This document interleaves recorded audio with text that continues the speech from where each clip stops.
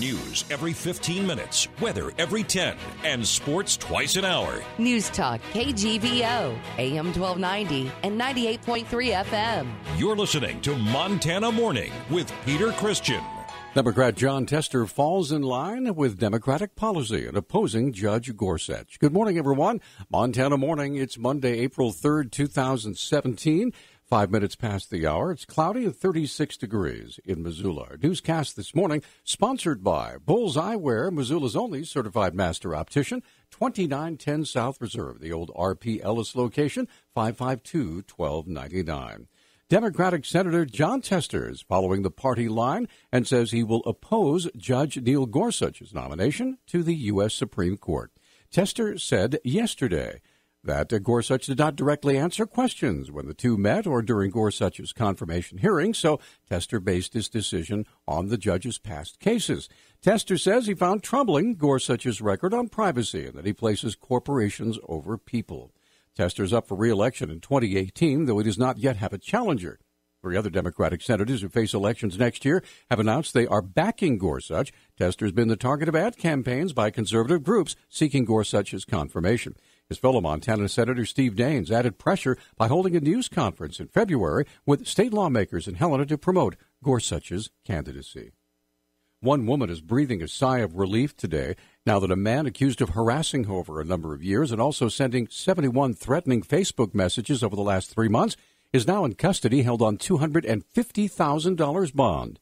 27-year-old Shane Will was arrested last week and charged with 2 misdemeanor counts and 69 felony counts of privacy and communications.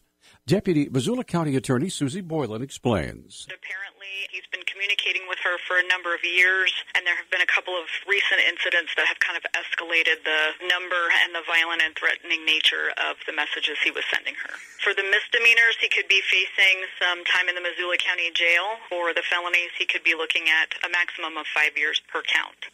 Boylan defines the charge of privacy and communications. Knowingly or purposely, and with the purpose to terrify, intimidate, threaten, harass, annoy, or offend, the person communicates with a victim by telephone or electronic mail and uses obscene, lewd, or profane language, suggests a lewd or lascivious act, or threatens to inflict injury or physical harm to the person or property of the person. Boylan has advice for anyone who may be experiencing similar harassment or abuse. In many situations, that is a criminal offense. It can be a felony criminal offense, and nobody should have to put up with that. Report to law enforcement or go to the Crime Victim Advocate's office and get some assistance with determining whether an order of protection against the person is appropriate. And the advocates are also really great about helping people navigate through the reporting system and the criminal justice system. Boylan said the first 2 counts are misdemeanors and carry time in the Missoula County Jail. However, the other 69 counts are felonies and carry a possible term of up to 5 years per count for a total of up to 345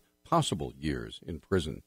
After a couple of weeks of calm, the Missoula County Attorney's Office was busy again this past week with a large docket of felonies.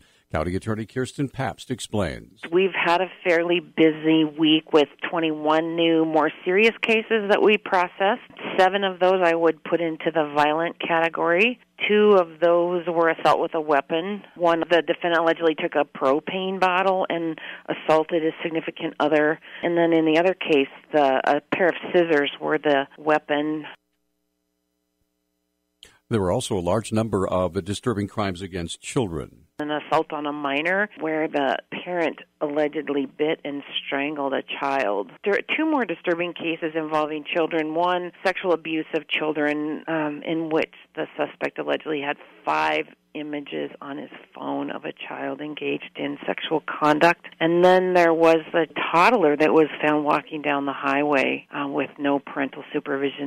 On top of all that, there were 4 property crimes, 4 felony DUIs, and 5 felony drug cases.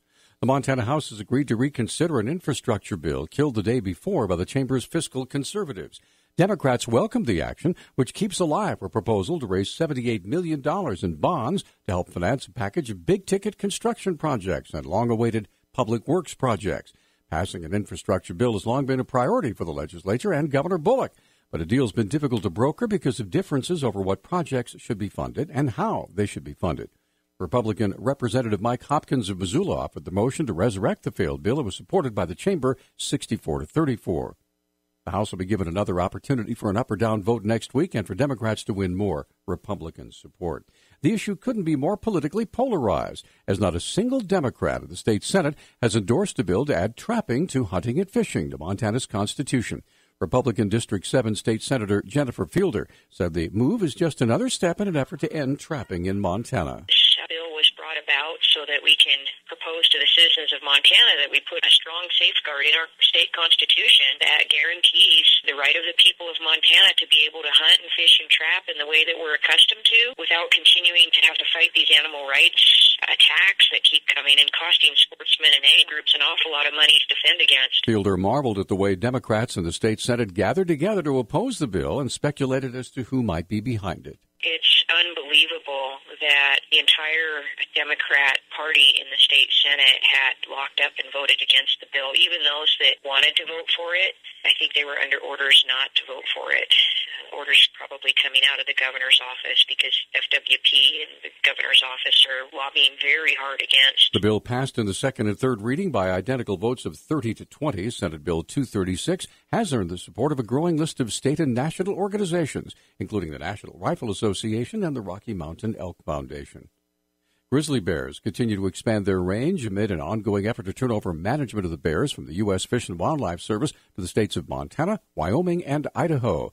Frank Van Manen of the Interagency Grizzly Bear Study Team said there's been an 11% increase in grizzly bear range in the last couple of years. The Jackson Hole News and Guide reports since coming under the protection of the Endangered Species Act, grizzlies have steadily expanded their habitat outward from Yellowstone Park. Environmental groups oppose delisting the bear because they worry it would allow states to use hunting as a way to control them. A final rule to delist the Yellowstone area grizzly is expected to be released as early as June. Mount Jumbo's, speaking of animals, critters, Mount Jumbo's South Zone normally opens on March 15th, but due to a lingering elk herd, city officials have closed the area to all humans for the time being. Conservation Lands Manager Morgan Valiant explains. We've still got about at least three quarters of the elk herd that usually winters on Mount Jumbo still in the South Zone, and so to reduce conflicts between them and users and to help meet our management goals to keep that herd from becoming acclimated to humans, we are extending the closure for another week. Valiant estimates the size of the herd on Mount Jumbo. 2 days ago, I looked up and counted about 50, and that's just what was in view, so there might have been more up on the ridge. Normally, the last accurate count we had of those of that herd a few years ago put the numbers around 90 total. Anyone caught violating the closure will be subject to a misdemeanor trespassing charge. The South Zone is expected to reopen by the end of this week. Our News Talk time, 6:13. News Talk, KGVO. Missoula's official weather station. A wintry mix of rain and snow today with our high temperatures eventually warming into the mid-40s. Tonight, look for overnight lows in the mid-20s. Mostly sunny on Tuesday with highs in the 50s. I'm meteorologist Brooke Foster for Missoula's KECI 13.